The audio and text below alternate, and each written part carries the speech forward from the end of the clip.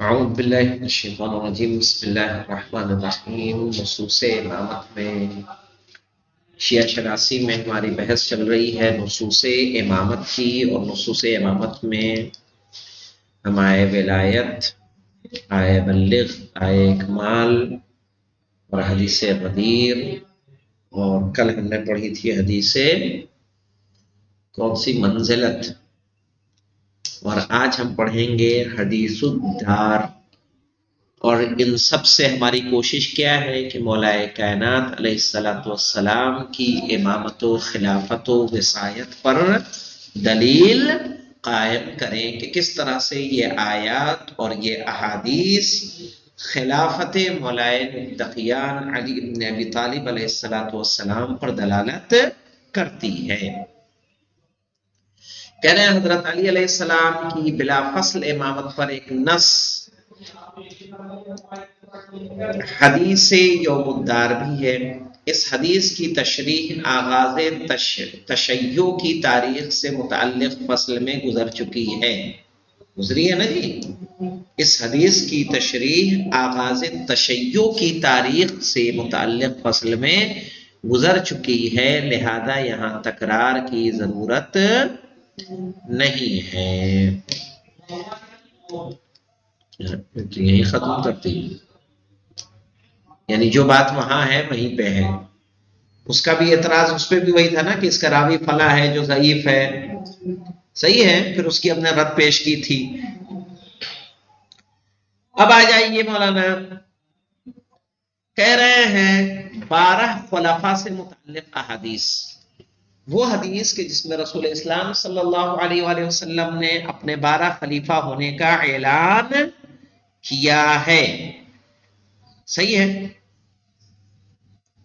کہنا صحاح اور مسانید اور حدیث کی دیگر کتب میں مختلف اسناد کے ساتھ جابر بن سمرہ نے پیغمبر اکرم صلی اللہ علیہ وسلم سے نقل کیا ہے کہ حضرت صلی اللہ علیہ وآلہ وسلم نے فرمایا، میرے بعد 12 خلیفہ مسلمانوں کے رہبر ہوں گے، اور وہ سب کے سب قریش سے ہوں گے۔ یہ حدیث ہے مولانا کہ 12 ہوں گے اور سب کے سب قریش سے ہوں گے، یعنی غیر قریشی خلیفہ ہو سکتا ہے۔ تو اس حدیث کے مطابق آپ معاویہ کی یزید کی خلافت کو کیسا جانیں گے؟ چونکہ وہ قریشی نہیں ہے، اموی ہے۔ صحیح بخاری کے مطابق حدیث کا متن یہ ہے، یہ صحیح بخاری کے مطابق مولانا یکون 12 امیرا فقال کلمة لم اسمعها فقال ابی انه قال كلهم من قریش، یکون 12 امیرا، اس کے بعد فقال کلمة لم اسمعها، اس کے بعد بھی رسول نے کچھ کہا جسے ہم نے نہیں سنا، لم اسمعها، ہاں، فقال ابی انه قال، تو میرے والد نے کہا کہ انہوں نے کہا تھا کہ كلهم من قریش۔ ایک نمبر کے حاشیے پہ آ جائیے، صحیح بخاری جلد 4 صفحہ 248، کتاب الاحکام، باب استخلاف دار المعرفہ۔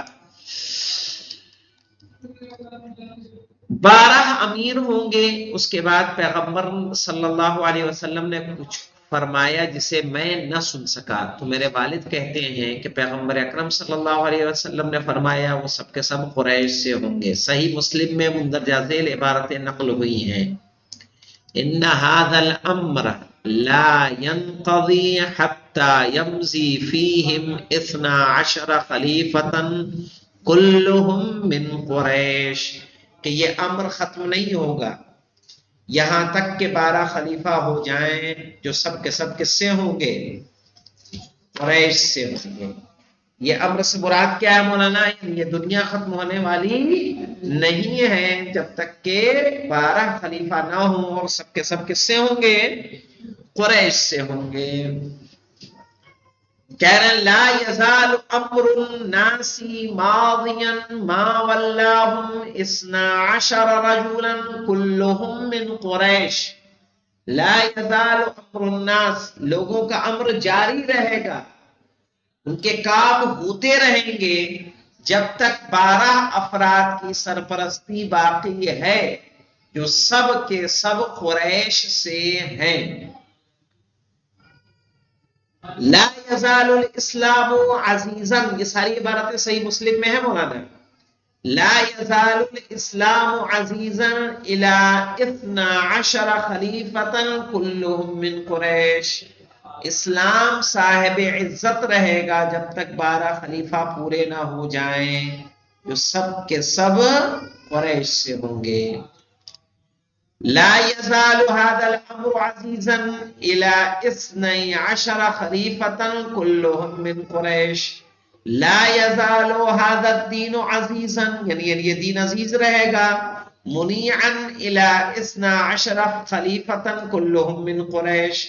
لا يزال الدين قائما حتى تقوم الساعة او يكون عليكم 12 خلیفتا كلهم من قریش.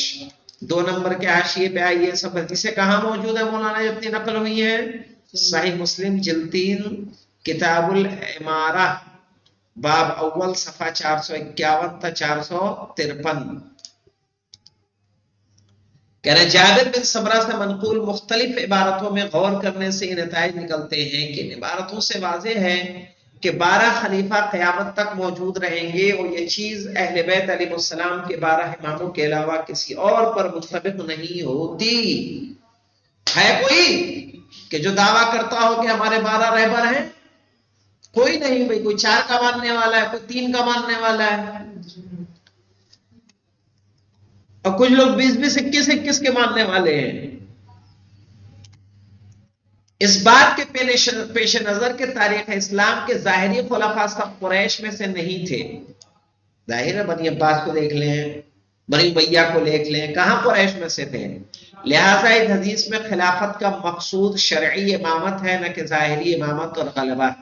صحیح ہے، یہ چیز بھی صرف ائمہ اہل بیت علیہ السلام پر ہی منطبق ہوتی ہے. نمبر 3 مولانا ینابی المودہ کے مؤلف نے جابر بن سمرہ کی یہ حدیث نقل کرنے کے بعد اس حدیث کی شرح سے متعلق اہل سنت کے بعض محققین کے اقوال بھی درج کیے ہیں، جن میں انہوں نے اس حدیث کے 12 کی تعداد کے بارے میں تحقیق کی ہے. وہ تحقیق یہ ہے، کچھ لوگوں نے 12 شمار کیے ہیں تو کیسے کیے ہیں. 12 خلفاء سے متعلق جو احادیث ہیں وہ مختلف طرق سے شہرت رکھتی ہیں، اور ان سے مراد اہل بیت اور عطرت پیغمبر صلی اللہ علیہ وسلم کے 12 امام ہیں. اس لیے کہ ان احادیث کا انطباق پیغمبر صلی اللہ علیہ وآلہ وسلم کے بعد والے خلفاء پر ممکن نہیں ہے. ظاہر ہے اگر ان پر ممکن تطبیق کرنے جائیں گے تو ہوگی. آپ گنتے چلے جائیے، انگلیوں پہ تعداد بڑھتی چلی جائے گی. ان احادیث کو اموی حکمرانوں پر بھی منطبق نہیں کیا جا سکتا ہے، اس لیے کہ اولا تو ان کی تعداد 12 سے زیادہ ہے، اور پھر ان میں عمر ابن عبدالعزیز کے علاوہ سبھی ظالم تھے. اس لیے عباسی حکام پر بھی اس کا انطباق نہیں ہو سکتا. لہٰذا اس حدیث کو اہل بیت پیغمبر کے 12 اماموں پر ہی منطبق کرنا چاہیے، اس لیے کہ وہ اعلم، اتقی اور خدا کے نزدیک سب سے زیادہ مکرم ہیں. ان کے علوم، وراثت اور علم لدنی کے ذریعے ان کے جد رسول خدا صلی اللہ علیہ وآلہ وسلم پر منتہی ہوتے ہیں. حدیث ثقلین اور اس کتاب کی طرح دوسری کتب میں بھی مذکور دیگر احادیث اس بات کی تائید کرتی ہیں. یعنی کیا مطلب دیکھیں، اگر بنی امیہ کے خلفاء کو ملیں گے تو ان کی تعداد 12 سے زیادہ ہے، بنی عباس کے خلفاء کو لیں گے تو ان کی تو حتمی 12 سے زیادہ ہے، کیونکہ انہوں نے 500 سال تقریباً حکومت کی ہے. کسی بھی خلیفہ، اچھا ان میں ایک تو تعداد زیادہ ہے، 12 کی نہیں ہے، دوسری بات یہ ہے کہ وہ سارے کے سارے بنی ہاشم نہیں ہیں.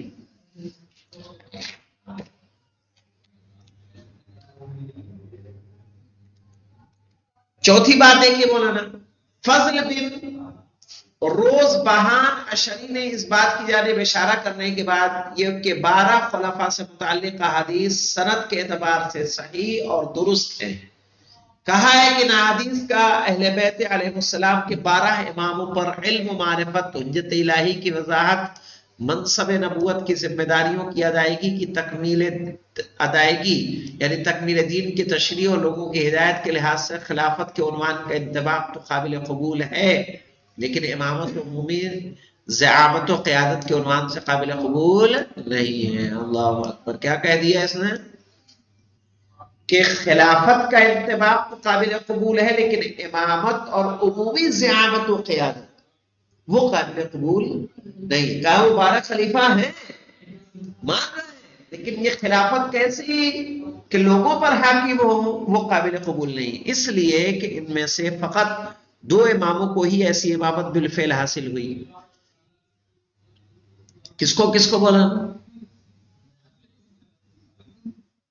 مولا کائنات اور امام حسن مجتبی علیہ السلام، انہوں دونوں نے حکومت کی، یا 12 امام آئیں گے تو وہ حکومت کریں گے۔ ہاں، اس لیے کہ ان میں سے 2 اماموں کو یہ ایسی امامت بالفعل حاصل ہوئی، اور حدیث میں مذکورہ خلافت سے بالقوہ امامت یا امامت کا حقدار ہونا مراد نہیں لیا جا سکتا، اس لیے کہ احادیث کے ظاہری معنی یہ ہیں کہ 12 خلفاء امر امامت کے لیے قیام کریں گے، اور امر امامت کے لیے ان کے قیام سے دین قائم رہے گا۔ اقامہ دین اور دین کی عزت جس کا تذکرہ بالا خلفاء کی حدیث میں ہے سے مراد نہیں ہے کہ دین اسلام کے احکام پوری دنیا میں نافذ ہو جائیں گے، کیونکہ ایسا آج تک نہ ہو سکا۔ بھئی کوئی نبی آیا تو کیا اس کا دین ہماگیر ہو گیا، ہر جگہ پھیل گیا، ہر کوئی ماننے لگا؟ جب رسول کے آنے پہ نہیں ہوا، باقی ائمہ آئے تب نہیں ہوا۔ ہاں، جب کون مہدی موعود عجل اللہ تعالی فرجہ الشریف کے ظہور کے بعد ضرور ایسا ہوگا، بلکہ مقصود یہ ہے کہ ایسے رہبر و قائد کے اعتبار سے اسلام میں کوئی خلل یا نقص کا امکان نہیں ہے جو رہبر بشریت کے لیے نمونہ مقتدا ہو، اور اس کا قول و فعل سب کے لیے حجت ہو، کہ ہر چیز سے پہلے دین کی عزت اور اقتدار اور قدرت اس بات سے وابستہ ہے کہ دین کے اصول و مبانی مستحکم ہوں، حکیم و علیم قائد و رہبر اس کی رہبری کے رے 12 خلفاء کی یہ حدیث اسی چیز کو بیان کرتی ہے کہ رہتی دنیا تک اسلام کو یہ عزت و اقتدار حاصل رہے گا، ہے نا مولانا؟ یہ دیکھیں،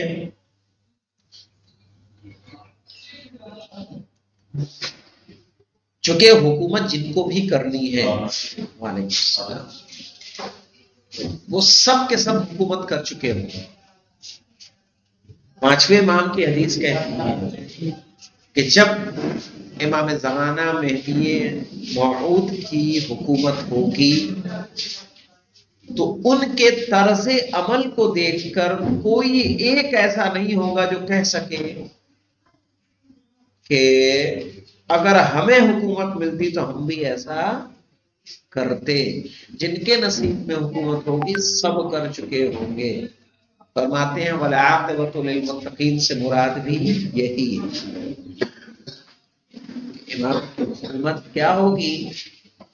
آیا ناز ہوگی، والحمدللہ رب العالمین۔